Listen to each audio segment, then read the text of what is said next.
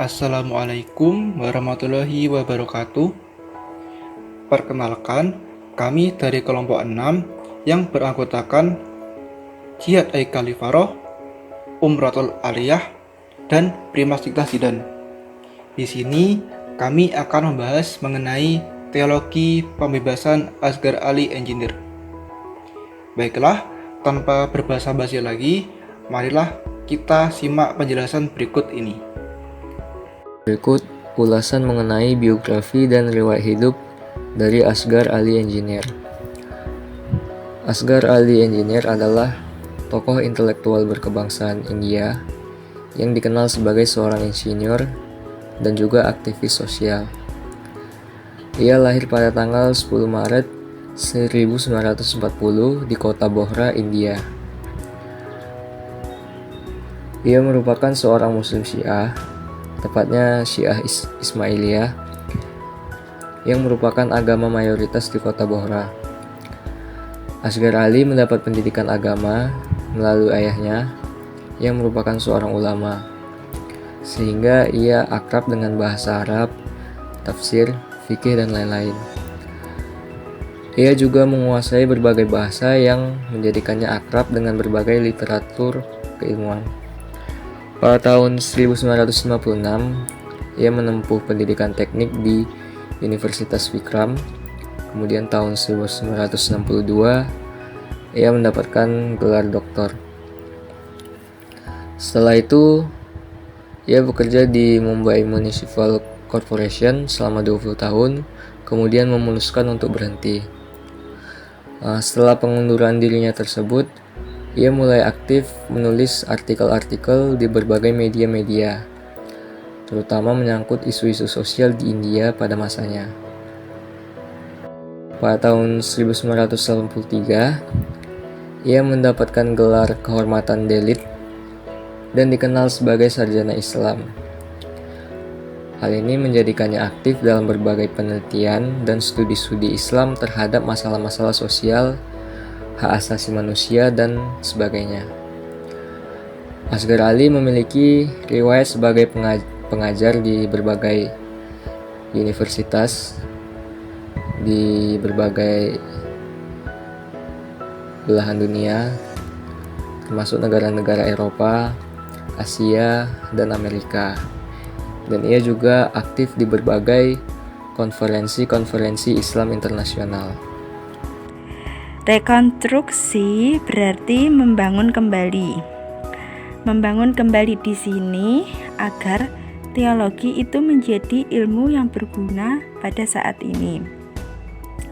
Jadi seperti yang sudah kita ketahui, kalau sejarah awalnya atau bibit-bibit munculnya terkait teologi itu dilatar belakangi oleh persoalan politik. Terlebih ketika kepemimpinan Khalifah Ali bin Abi Thalib, ditambah terjadinya pembunuhan atas Khalifah Utsman bin Affan. Kemudian disitulah muncul kelompok-kelompok, mulai dari Khawarij, Syiah, Mu'tazilah, Jabariyah Qadariyah, hingga Asy'ariyah. Nah, persoalan yang terjadi pada saat itu selalu membahas terkait dosa besar dan terkait siapa yang mukmin dan juga kafir. Maka hal-hal tersebut itu dianggap sudah tidak relevan dengan kondisi zaman sekarang, karena persoalannya itu terlalu melangit dan tidak ada kontribusi terkait dengan persoalan sosial yang terjadi pada saat ini.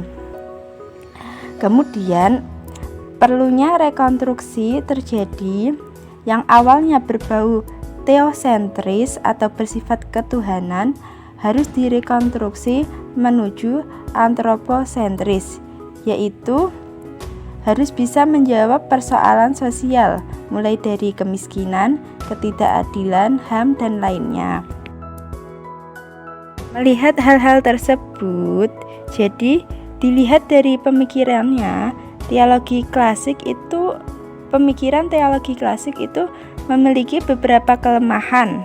Yang pertama yaitu ilmu kalam atau teologi itu pembahasannya terkait hal-hal yang abstrak, yaitu terkait dengan eksistensi Tuhan, dan hal tersebut tidak ada korelasinya pada realitas sosial yang ada pada saat ini. Kelemahan yang kedua yaitu paradigma teologinya itu bersifat spekulatif, teoritis, dan statis, sehingga paradigmanya itu sudah tidak relevan, sehingga harus direkonstruksi.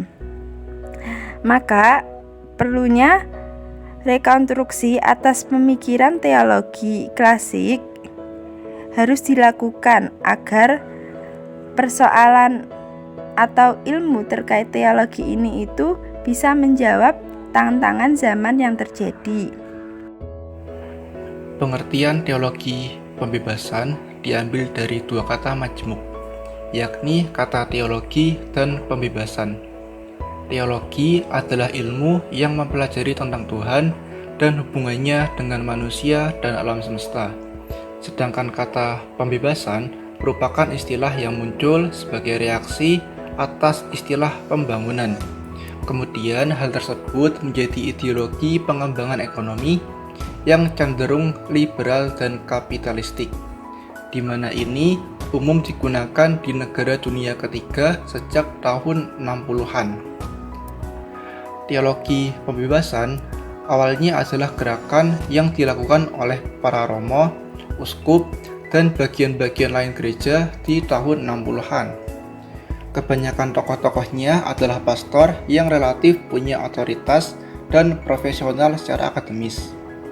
Karena itu, teologi pembebasan menjadi mainstream dan paradigma yang khas Amerika Latin. Gerakan ini bisa terjadi karena teologi barat yang bersifat transendental dan rasional. Namun, dalam upaya memahami Tuhan dan keimanan, lebih banyak dilakukan secara rasional. Kesadaran mengenai keperluan teologi ternyata juga muncul di kalangan umat Islam, di mana salah satunya adalah Asghar Ali. Sedangkan dalam dunia Islam sendiri, makna pembebasan diartikan sebagai pembebasan yang terikat norma religius, yakni norma yang sangat menghargai dan menghormati kemanusiaan. Pokok-pokok pemikiran yang melandasi Asghar Ali dalam mengkonstruksi teologi pembebasan, di mana ini terdiri dari beberapa hal. Pertama, teologi pembebasan memperhatikan dan memandang kehidupan manusia di dunia dan di akhirat, yang mana kebanyakan umat muslim masih lebih banyak memperhatikan ibadah ritualnya saja. Yang kedua, teologi ini tidak menginginkan adanya status quo yang melindungi golongan kaya daripada golongan miskin, baik itu dari segi kemapanan agama maupun politik. Ketiga, teologi pembebasan berperan membela kelompok yang tertindas, serta memperjuangkan dan membekalinya dengan senjata ideologis yang kuat untuk melawan golongan yang menindasnya. Dan yang keempat, teologi pembebasan ini tidak hanya mengakui satu konsep metafisika tentang takdir terhadap kehidupan manusia di masa depan, tetapi juga menerapkan konsep bahwa manusia itu bebas menentukan nasibnya sendiri. Selain hal di atas, terdapat kegelisahan lain yang diterima oleh Asghar Ali, yaitu terjadinya subordinasi dan ketimpangan antara laki-laki dengan perempuan. Secara umum, hak-hak perempuan dianggap telah mendapat signifikansi yang kuat di masa modern, begitupun juga dalam ranah Islam.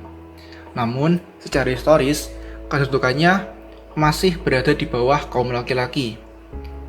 Akibatnya, perempuan seakan masih dipinggirkan, bahkan dianggap sebagai jenis kelamin kedua.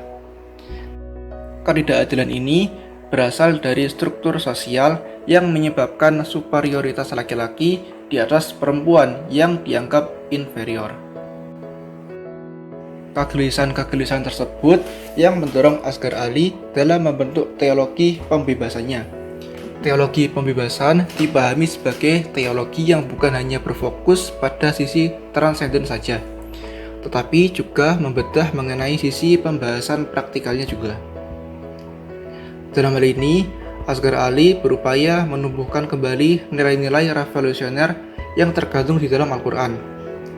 Karena teologi Islam yang sedang berkembang saat itu telah kehilangan relevansinya sebagai konteks sosial yang ada. Sementara teologi Islam yang sesungguhnya itu bersifat kontekstual dan bernilai transendental.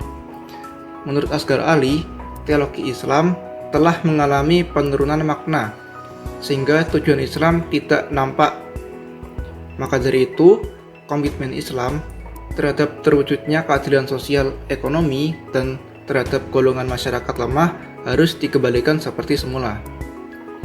Selanjutnya, Asghar Ali juga berpendapat bahwa teologi yang ada kala itu lebih cenderung dikuasai oleh orang-orang yang mendukung sistem kemapanan dan status quo, sehingga teologi tersebut hanya meliputi dimensi yang ritualis, dogmatis, dan metafisis. Padahal, secara substantif, Islam merupakan kekuatan pembebas terhadap kecenderungan eksploitatif, penindasan, dan kezaliman. Pandangan Asghar Ali tentang dasar hukum bertumbuh kepada dua istilah yang tercantum di dalam Al-Quran, yaitu ma'ruf dan mungkar. Harapannya, ia bisa mengembalikan substansi moralitas Islam tanpa dirusak oleh perubahan ruang dan waktu. Ma'ruf adalah sesuatu yang umumnya dapat diterima oleh masyarakat, sedangkan mungkar adalah sesuatu yang ditolak oleh masyarakat demi menjaga tertib moral. Konsep ma'ruf dan mungkar akan selalu berubah jika masyarakat juga berubah, berkembang, dan mengalami kemajuan. Khusus kata ma'ruf dapat dipahami melalui dua dimensi. Yang pertama, dimensi yang berkaitan dengan lingkungan sosial. Kedua, adalah dimensi untuk moral dan prinsip-prinsip etika. Sehingga kedua dimensi tersebut harus saling melengkapi, di mana moral harus berkaitan dengan lingkungan sosial. Maka, kedatangan Islam sejatinya ditujukan untuk merubah status quo, serta membebaskan kelompok-kelompok yang tertindas dan dilemahkan.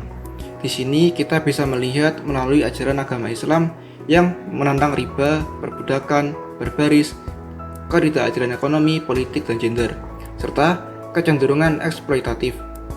Sehingga Islam merupakan sebuah agama yang berperan sebagai pendorong revolusi sosial dalam rangka memerangi struktur yang menindas.